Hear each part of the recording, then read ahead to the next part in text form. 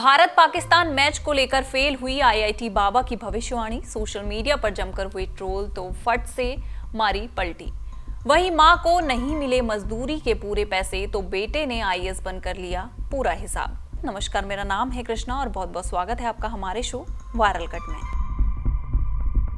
महाकुंभ मेले में शामिल होने के बाद लाइमलाइट में आए अभय सिंह, जो अपनी इंजीनियरिंग की डिग्री के कारण आईआईटी बाबा के नाम से फेमस हैं और उन्होंने अब भारत की जीत के बाद पलटी मार ली है। स्वघोषित संत अभय ने चैंपियनशिप ट्रॉफी लीग के तहत दुबई में आयोजित भारत बनाम पाकिस्तान के मैच के संबंध में भविष्यवाणी की थी कि इंडिया पाकिस्तान से मैच हार जाएगी।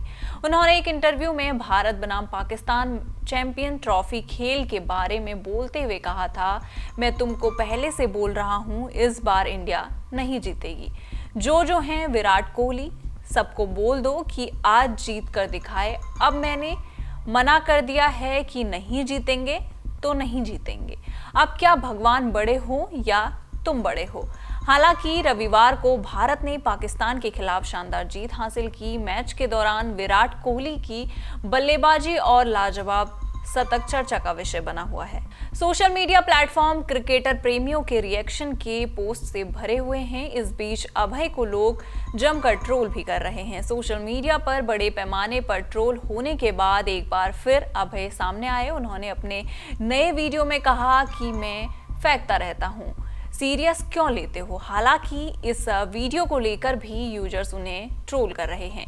वीडियो पर प्रतिक्रिया देते हुए एक यूजर ने लिखा, तेरा तुक्का लग जाता तो फिर बोलता कि मैं तो सिद्ध संत हूँ। दूसरे ने कहा, बाबा का करियर शुरू होने से पहले ही खत्म हो गया है। तीसरे ने लिखा, अरे बाबा, इतिहास गवाह है, विराट कोहली ने बहुत लोगों का करियर खत्म कर दिया है, अब तेरा करियर भी खतरे में है। वहीं अन्य ने लिखा, करियर बचाने की पूरी कोशिश चल रही है दोस्तों। गौरतलब है कि भारत ने पाकिस्तान के खिलाफ शानदार जीत हासिल की। भारत की जीत से क्रिकेटर प्रेमियों में खुशी की लहर है। पाकिस्तान के खिलाफ दुबई में मैच जीतकर Indian cricketer team champions trophy league में एक और कदम आगे बढ़ गई है। अब अगले मैच में टीम न्यूजीलैंड से टकराएगी। राजस्थान के किसान का बेटा, जिसे पता नहीं था कि आईएएस क्या होता है, कलेक्टर क्या करता है, उसने मां के आंसू देखे और अधिकारी बनने की ठान ली। कहा जाता है कि अगर कोई कुछ करने की ठान ले तो वो चीज पाने से उसे कोई नहीं रोक सकता। इस आईएएस अधिकारी की सच्ची कहानी इन दिनों सोशल मीडिया पर खूब वायरल हो रही है। मेरा नाम हेमंत है। मेरा जन्म गांव विरान तहसील भादरा जिला हनुमानगढ़ राजस्थान में एक मजदूर परिवार में हुआ है। मेरी माताजी मनरेगा में दिहाड़ी करती थी और मेरे पिताजी थोड़ा बहुत कर्मकांड का कार्य करते थे।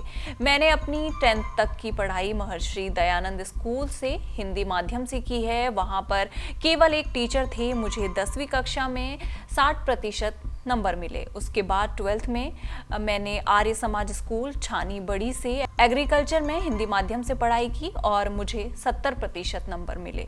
इसके बाद मैंने जीईटी की परीक्षा दी और उसमें मैं फेल हो गया।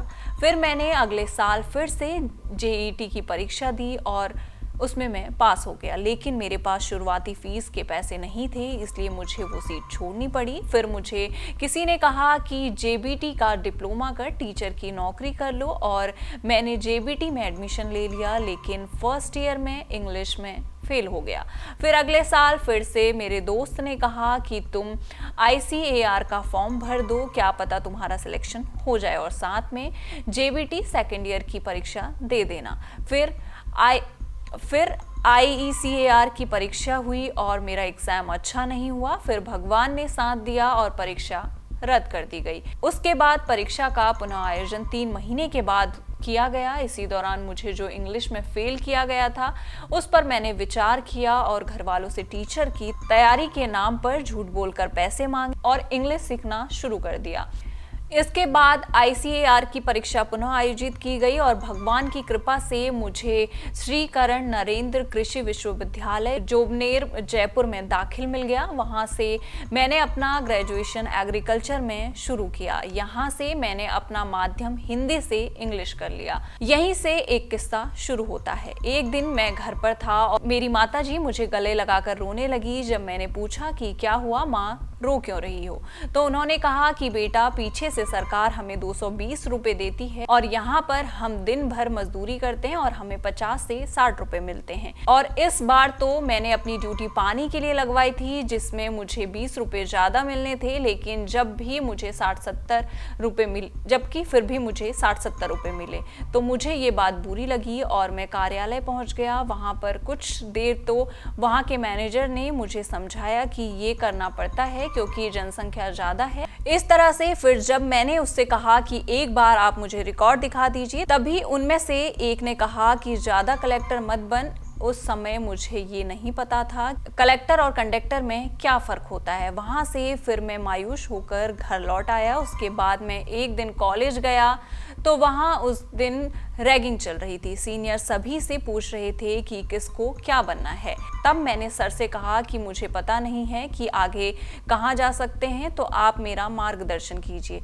तभी उन्होंने टॉन्ट मारा और कहा IAS बन जाइएगा। और मैंने कहा हाँ सर मैं बन जाऊंगा, मुझे बता दीजिए इसके लिए कितने एग्जाम होते हैं और क्या पढ़ना पड़ता है। तब फिर उन्होंने मुझे कुछ YouTube चैनल्स के लिंक भेजे। मैंने YouTube पर सर्च किया, फिर पता लगा कि IAS से कलेक्टर बनते हैं। और फिर उनकी बात याद आ गई जब मैं माताजी के लिए न्याय मांगने गया था और उन्होंने ताना दिया कि तू ज्यादा कलेक्टर मत बन। फिर उसी दिन मैंने ठान लिया कि एक दिन मैं कलेक्टर ही बनूंगा। उस दिन के बाद UPSC IAS की तैयारी में लग गया और फिर मुझे समय समय पर बहुत कुछ अच्छा मार्गदर्शन मिल रहा था।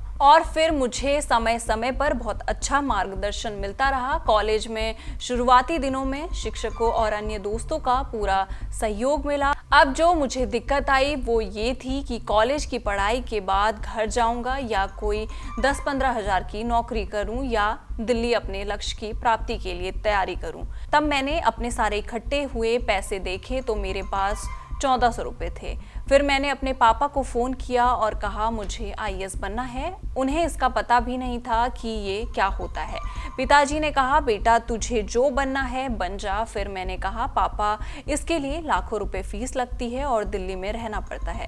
तभी उन्होंने कहा कि बेटा हमारे पास घर है, हम इसको बेच देंगे, लेकिन तू दिल्ली जा और मन लगाकर पढ़ाई कर। तभी मैंने मन से सोचा घर तो नहीं बिकने दूंगा। फिर मैं अपने 1400 लेकर जयपुर से दिल्ली की बस में रवाना हो गया और दिल्ली में रह रहे एक मित्र जोगेंद्र सियाग से फ़ोन पर मदद मांगी। उन्होंने बताया कि मैं दिल्ली आ रहा हूँ, कुछ समय के लिए आपके पास रुकना है, आप रुकिए और अच्छे से मन लगाकर पढ़ाई कीजिए।